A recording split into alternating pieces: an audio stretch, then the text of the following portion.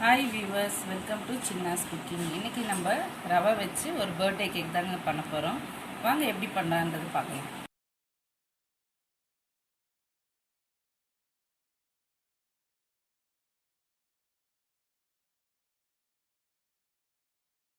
பாத்தீங்கன்னா நான் 1/4 கிலோ அளவுக்கு ரவை எடுத்துர்க்கேன். அது கூட ஒரு சிட்டிகை உப்பு போடுறேன். கொஞ்சமா சோடா மாவு, கொஞ்சமா பேக்கிங் சோடா, ஒரு ஸ்பூன் அளவுக்கு கோகோ பவுடர். இது எல்லாத்தையும் நல்லா மிக்ஸ் பண்ணிக்கலாம். நம்ம எல்லாத்தையும் நல்லா மிக்ஸ் பண்ணியாச்சு. இது கூட நம்ம எண்ணெய் வந்து நான் 50 மில்லி எடுத்திருக்கேன். அதே அளவுக்கு பாலும் எடுத்திருக்கேன். நான் 50 மில்லி எடுத்திருக்கேன். இது நல்லா மிக்ஸ் பண்ணிக்கலாம். தயிரும் அதே அளவு நான் எடுத்திருக்கேன்.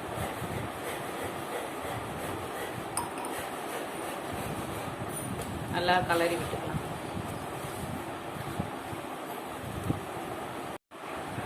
ஒரு ஸ்பூன் அளவுக்கு நெய் ஆட் பண்ணியிருக்கிறேன்.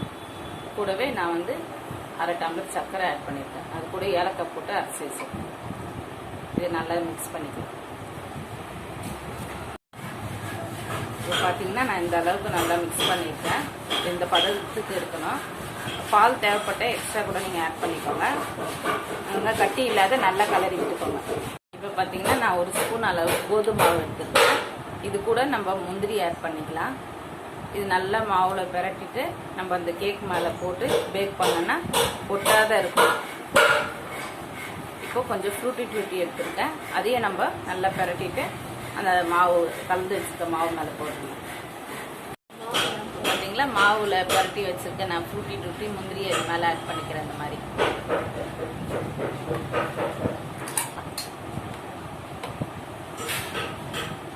நல்லா இப்படி கலந்து விட்டுருக்கேன். இப்போ பார்த்தீங்கன்னா நம்ம எல்லாத்தையும் நல்லா மிக்ஸ் பண்ணியாச்சு. இது கூடவே நம்ம வெண்ணிலா எசன்ஸ் ஆட் பண்ணிக்கலாம். இது ரொம்ப வாசனையாக இருக்கும். அதனால நான் லாஸ்ட்டில் ஆட் பண்ணிக்கிறேன்.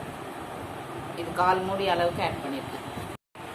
இப்போ பார்த்தீங்கன்னா நான் இந்த மாதிரி ஒரு பாத்திரத்தில் நெய் தடவி இருக்கேன். நெய் இல்லைன்னா எண்ணெய் கூட தடவிட்டு இந்த மாதிரி கோதுமை மாவை ஃபுல்லாக அந்த இடம் ஃபுல்லாக சுற்றிடும் நம்ம தடவி விட்டுக்கணும். தடவி விட்டுட்டு நம்ம கலரி வச்சுருக்க மாவை இதில் ஆட் பண்ணிக்கலாம். இப்போ பார்த்தீங்கன்னா நம்ம எல்லா மாவையும் இந்த மாதிரி ஆட் பண்ணிட்டோம். இதில் இந்த மாதிரி தட்டணும். நம்ம தட்டினா தான் இந்த ஏர் பபிள்ஸ் எல்லாம் வந்து இதுவாகி சமமாக மாவு. இது மேலேயே நம்ம கொஞ்சம் ஃப்ரூட்டி மேலே ஆட் பண்ணிக்கலாம்.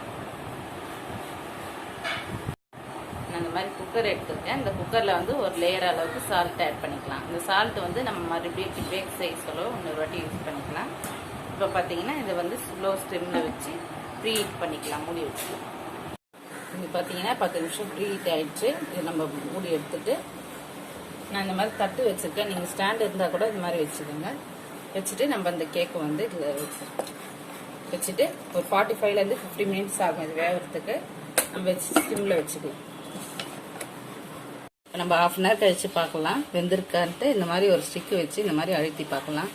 பார்த்தீங்கன்னா இதில் ஒட்டலை, நல்லா வெந்திருக்கு. இது 1/2 hourலேயே முடிஞ்சிச்சு. நான் கம்மியான மாவு எடுத்துருக்கறனால 1/2 hourல முடிஞ்சிச்சு. நம்ம அதிகமாக மாவு ஆட் பண்ணி செஞ்சோன்னா இன்னும் கொஞ்சம் எக்ஸ்ட்ரா டைம் வச்சு வேக வச்சு எடுத்துக்கணும். இது நல்லா ஆறட்டும். ஆறட்டினோடனே நம்ம பார்க்கலாம். இது இப்போ பார்த்தீங்கன்னா நல்லா ஆறிடுச்சு கேக்கு. இந்த கேக்கு நம்ம ஸ்வீட் அதிகமாக தேவைப்படுதுன்னா நம்ம வந்து 2 ஸ்பூன் அளவுக்கு சர்க்கரை, 2 ஸ்பூன் தண்ணியும் 1/4 டீஸ்பூன் அளவுக்கு தேன் கலந்து கொஞ்சமாக அந்த மாதிரி லிக்விடாக அடுப்பில் வச்சு எடுத்துருக்கேன். நம்ம இந்த மாதிரி ஒரு சின்ன குச்சி வச்சு இந்த மாதிரி ஹோல்ஸ் போட்டுட்டு அங்கங்கே ஃபுல்லாத்தையும் ஹோல்ஸ் போட்டுருங்க. இப்போ பார்த்தீங்கன்னா நம்ம எல்லாத்தையும் இந்த மாதிரி ஹோல்ஸ் போட்டாச்சு. இப்போ நான் வந்து அது மேலே வந்து இது பேஸ்ட் பண்ணிடுறேன். நல்லா உள்ளே இறங்குற அளவுக்கு நல்லா பேஸ்ட் பண்ணிடுறேன். இப்போ பார்த்தீங்கன்னா நம்ம எல்லாத்தையுமே அப்ளை பண்ணியாச்சு. திரும்பவும் நம்ம அந்த டூத் ஸ்டிக் வச்சு ஹோல்ஸ் போட்டுருவோம். அப்போ தான் நல்லா உள்ளே இறங்கும். இப்போ நம்ம ஒரு சின்ன நைஃப் வச்சு இந்த மாதிரி ஓரங்களை வந்து நல்லா எடுத்து விடணும். சுத்தீரும் பொறுமையாக எடுத்து விடணும். நல்லா எடுத்து விட்டு நம்ம ஒரு பிளேட்டில் ட்ரான்ஸ்ஃபர் பண்ணிக்கலாம்.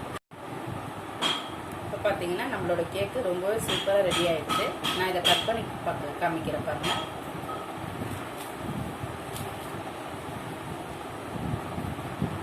ரொம்பவே நல்லா வருது. கட் பண்ணி எடுத்தேன். இது கையில் எடுத்து காமிக்கிறேன். இந்த மாதிரி ரொம்ப சாஃப்டாகவே இருக்கும் போல இருக்குது. பார்க்க சொல்லியே தெரியுது. இதுக்கு முன்னாடி நம்ம சேனலை சப்ஸ்கிரைப் பண்ணாதான் சப்ஸ்கிரைப் பண்ணுங்கள். பக்கத்தில் இருக்க பெல் ஐக்கான்